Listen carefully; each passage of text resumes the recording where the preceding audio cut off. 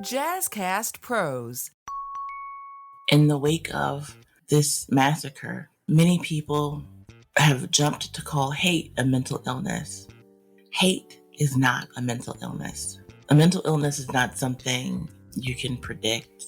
It's not something you can cultivate and create. Those that lost their lives was targeted because they're Black. How could you not think this was possible when this country was founded on principles of lies, deceit, murder? And those things have never been addressed. And by ignoring something like hatred and racism, you are just as culpable and responsible for the outcome as if you were the person doing the act. And so until we can come to grips with our past, hate will continue to permeate through our culture. Welcome to Living the Front Seat Life. I'm your host, Kelly Marie, and I invite you to take this journey with me. We're going to be talking about all things mental health and emotional well-being. You see, I am a overcomer. If you are interested in figuring out the path for you to determine how and where you will drive your future, this is the place to be. We get to determine the ride. We may not get to determine the weather or who's on the road with us or if it's going to be a scenic route or not. But we are the drivers. So join me on this ride, living the front seat life. Welcome to Living the Front Seat Life podcast. It is me, your host, Coach Kelly Marie, and I'm recording from Buffalo, New York. As you are likely aware, there was a massacre in Buffalo on May 14th, and we lost 10 lives in a hate-filled shooting spree at a local grocery store here.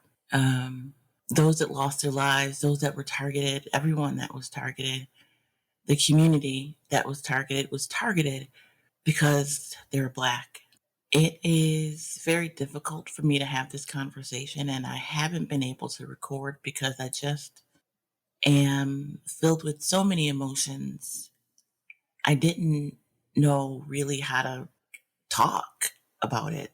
And I knew that I couldn't have a podcast without talking about it. I couldn't have another episode without talking about the hate that fueled this massacre. I wanted to take time and say the names of the 10 people that were lost, but I know that emotionally I won't be able to do that. I'm not here today because I want your sympathy. I did not lose anyone. I know several of the people because of their positioning within the city of Buffalo and in Black community, but I don't know them personally. So this loss is a loss of safety and security. I don't even know if that's true. I don't know that I've ever felt safe and secure here in America.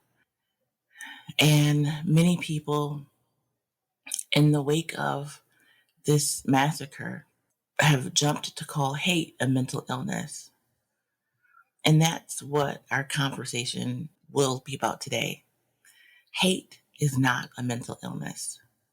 I don't even have the words to articulate the depths to which hate is not a mental illness.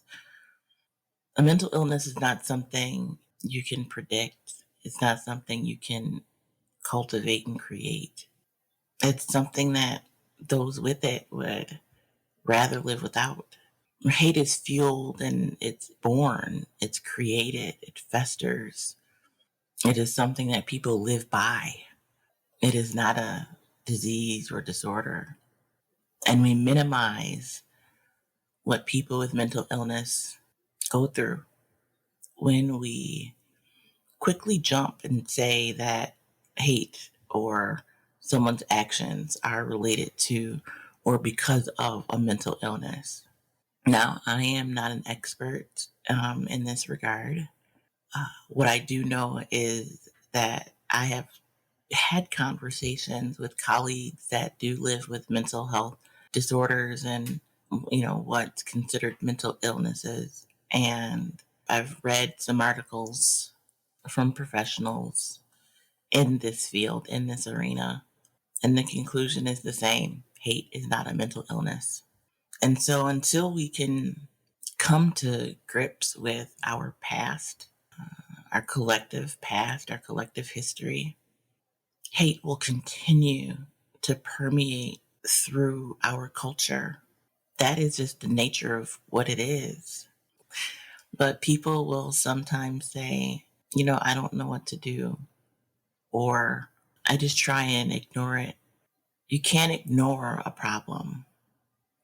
And by ignoring something like hatred and racism, you are just as culpable and responsible for the outcome as if you were the person actually doing the act, actually in the situation. And, that may be disheartening. It may hurt feelings, and I don't really care, because the only way we can get out of this, the only way that we can really make a change is by addressing racism and hatred. And this topic is pertinent in living a front seat life because I have chosen to love people.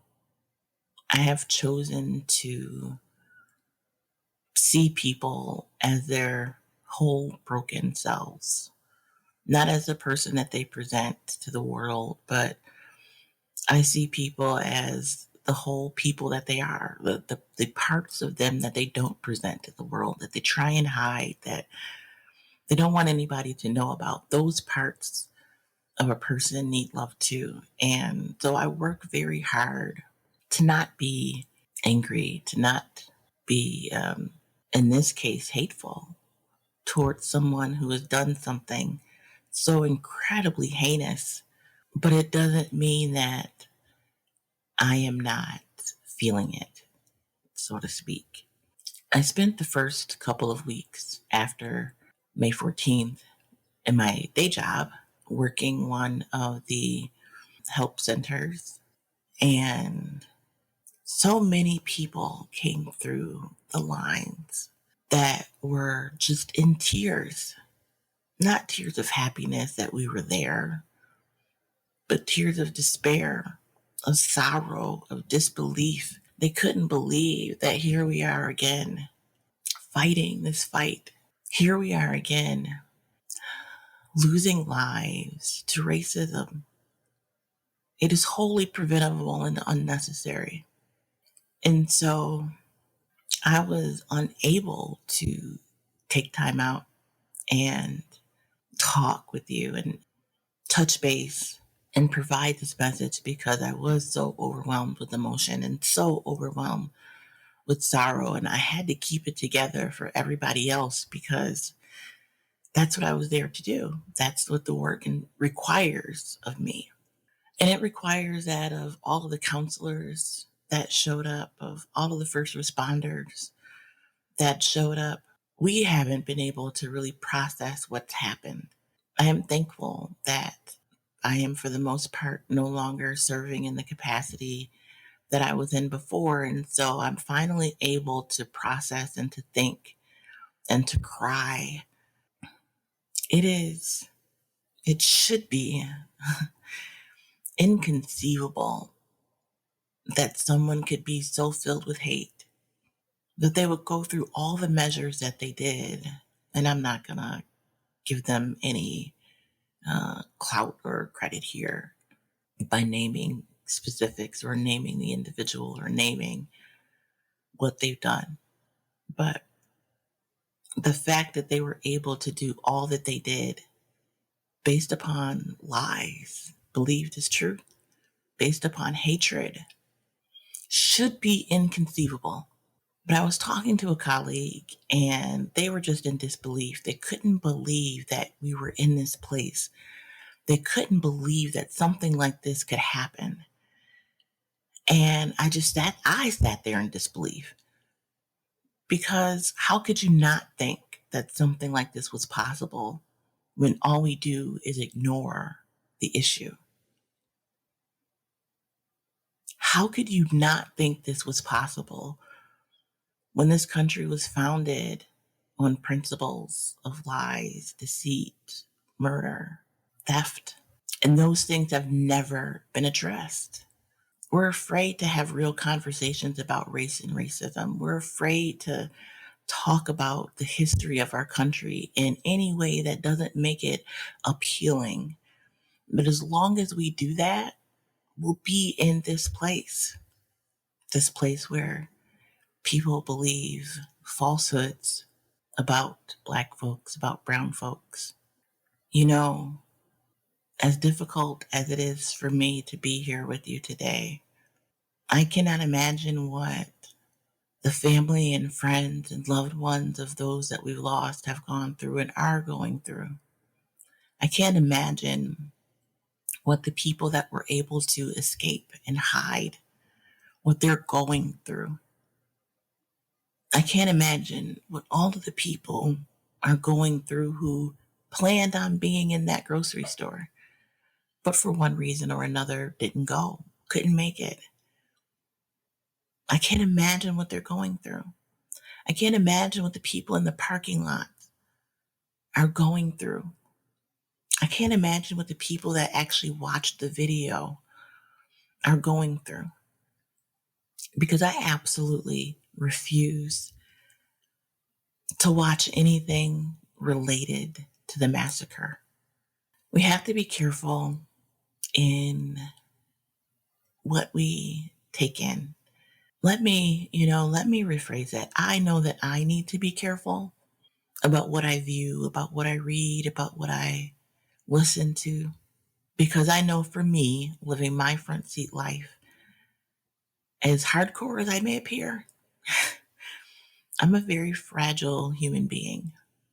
I can't watch just any old thing. I can't read any old thing. I can't have conversations about any old thing. And that's one of the reasons why this conversation was so tough today, because they're damaging to me. I think back on me, honestly, still being alive, and the fact, and I've said this to you before, I don't know how I was able to live through my incompleted suicide. And I bring that up because it took me years to be able to live again. And yet, in seconds, someone walked into a grocery store and took away lives. And it's not lost on me how precious life is, how we have to do better, how we have to help each other, how we have to help ourselves. And so you may be struggling with dealing with this massacre. I know that I am. And again, I didn't have a direct connection to anybody that lost their lives that day. But I know what it means to be Black in America. And I know that, but by the grace of God, I'm sitting where I'm sitting. And so as we work and as we learn how to be better to each other, I encourage you to start doing the work. It doesn't matter if you're Black, if you're white, you're Latino, Asian. It doesn't matter if you're Indian or Arabic. It doesn't matter. There's work that needs to be done. We need to do better at understanding who we are as human beings and how we live this shared experience. Because until we do, these types of incidents will continue to happen. It may happen here again in Buffalo, or it may happen in a little town in Texas. It may happen at a club somewhere. It may happen at a church. It may happen anywhere. We will continue having these types of conversations as long as we don't have the real conversations. Real conversations around race, around racism, around hatred. There are so many facets to this that I'm not going to dive into today because I need for you to do the work. I need for you to learn more. I need for you to do more. I need for you to be more individually so that we can be more together. I encourage you to do whatever it takes to heal. I encourage you to take time and process. I encourage you to be unapologetic in your grief. I encourage you to be you. And in all of that, I still encourage you to be the light. So as I wrap up here, I want you to know that it's okay to feel whatever you're feeling. It's okay to be in whatever space you're in. It's all right. It's a part of the process, but we have to go through the process and not get stuck. If you haven't seen a therapist or worked with a peer or gone to therapy or participated in healing circles, I encourage you to start looking at other ways that you can heal. Color, draw, journal, commune with nature, commune with human beings. Do what you need to do in order to heal. So until the next time, which I hope is just a week away, I am your host, Coach Kelly Marie, and I encourage you again to be the light. If this podcast is meaningful to you in any way, or if you get anything out of it, please like, subscribe, and share. You know, we do a lot of hard work here. We have some tough conversations, and other people need the opportunity to heal and grow as well. So please, I encourage you to share. If you have any questions or there's a topic that you think would be great for me to cover here, you can email me at frontseatlife@gmail.com, or you can head over to frontseatlife.com. That's the Front Seat Life website, and fill out one of those little submission forms, and I'll get back to you. Thank you for always being here. Thank you for being patient with me as I had to take time to process. Thank you, and thank you again.